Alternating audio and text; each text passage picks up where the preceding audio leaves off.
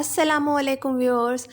Finally, last part making of a cylinder block at home.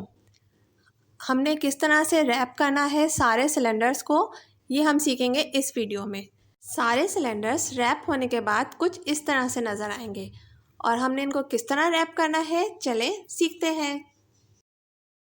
जब हमने glaze sheet को या प्रिंटर पेपर को डिज़ाइन दिया था सिलेंडर ब्लॉक को रैप करने के लिए, तो उस वक्त हमारे जो सर्कल्स निकले थे कटिंग के बाद, उन सारे सर्कल्स को हमने सारे सिलेंडर्स के ऊपर पेस्ट कर देना है। अब बारी है सिलेंडर्स को साइड से कलर देने की या रैप करने की। वो हम किस तरह से करते हैं?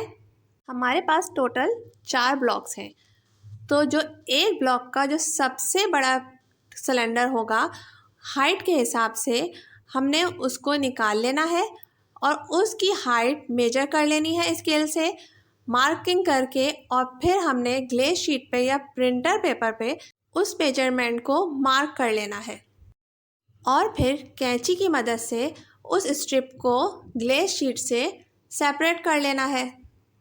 सिलेंडर पे इस स्ट्रिप को लपेट कर हमने उसकी चौड़ाई तक एक पीस निकाल लेना है। फिर इस स्ट्रिप में से जो पीस अलहदा होकर आएगा उस पर हमने ग्लू लगाना है और उसको हमने जो सिलेंडर है उसके ऊपर रैप कर देना है। इसी तरह 10 के 10 सिलेंडर्स रैप हो जाएंगे और सारे सिलेंडर ब्लॉक्स रेडी हो जाएंगे। स्टार्टिंग वीडियो से लेकर और इस स्टेप तक हम अगर पूरा प्रोसीजर फॉलो करें तो हम नो ब्लेस सिलेंडर्स भी क्रिएट कर सकते हैं। उनमें हम डिफरेंट कलर की रैपिंग करेंगे डिफरेंट ब्लॉक्स के ऊपर। नो ब्लेस सिलेंडर्स में 4 कलर्स यूज़ होते हैं, रेड, येलो, ग्रीन, ब्लू। और नोब सिलेंडर्स में जिनकी नोब होती है, उन सिलेंडर्स में ब्राउन का कोई भी शेड आप यूज़ कर सकते हैं। और इनकी जो नोब्स लगेंगी वो आपकी एक नॉर्मल जो पेंसिल होती है उसकी जितनी भी चौड़ाई होती है, ब्रेथ होती है, उस चौड़ाई के हिसाब से ही हम नोब का साइज़ रखते हैं।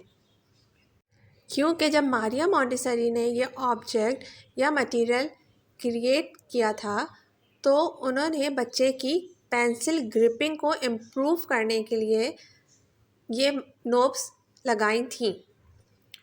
और नोब सिलेंडर से हम बच्चे को लेंथ, ब्रेथ, हाइट 3 डायमेंशंस का सेंस देते हैं।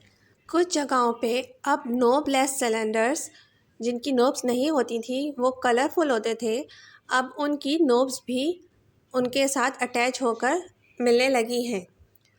लेकिन हमने सबसे पहले बच्चे को सिलेंडर ब्लॉक जो प्लेन ब्राउन कलर में होता है वो प्रेजेंट करते हैं। फिर सेकंड एक्टिविटी जो होती है वो नोबलेस सिलेंडर्स की होती है, तो उनके ज़रिए हम लेंथ, ब्रेथ, हाइट, इसके अलावा कलर की भी डिस्क्रिमिनेशन बच्चे को सिखाते हैं।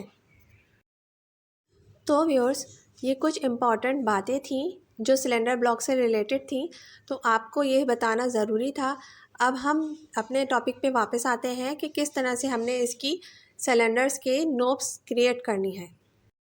नॉर्मल साइज़ के मोती ले लेना है। कितने लेंगे हम? 40 लेंगे, क्योंकि हमारे पास कितने सिलेंडर्स हैं? 40 सिलेंडर्स हैं, तो सब में एक एक लगेगा और उनका कलर ब्राउन होना चाहिए। जो भी आपका शेड है सिलेंडर ब्लॉक का उसी से मिलता जुलता। और आपने इनको सिलेंडर्स के साथ UHU या किसी ग्लू से पेस्ट नहीं करना, बल्कि ग्लू गन यूज़ करनी है।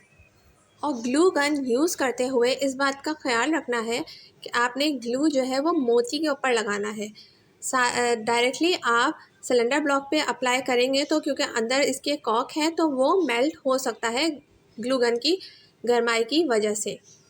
और फिर हमने उस मोती को सिलेंडर के ऊपर लगाना है। फाइनली हमारे सिलेंडर्स, नोब सिलेंडर्स तैयार हो गए हैं, रैप हो गए हैं। उनकी हाइट, डायामीटर सब हमने सीख लिया है। सिलेंडर ब्लॉक का फ्रेम किस तरह से क्रिएट करना है सब हमने घर में किस तरह से बनाना है हमने सीख लिया है। कारीगर इसको लकड़ी पे बनाते हैं, उनका प्रोसीजर डिफरेंट होता है। मैंने आपको घर में इजी मेथड के साथ बनाना सिखाया है, लेकिन फिर भी इसका मेथड बहुत लेंदी है। तो अगर आप लोग बनाएं तो मुझसे ज़रूर शेयर कीजिएगा कमेंट्स में, और आपको किस तरह से और मटेरियल सीखने हैं, सेंसोरियल मटेरियल्स बनाने सीखने हैं तो मुझे कमेंट्स में बताइएगा। ओके, कीप वॉचिंग मामा मोंटेसरी।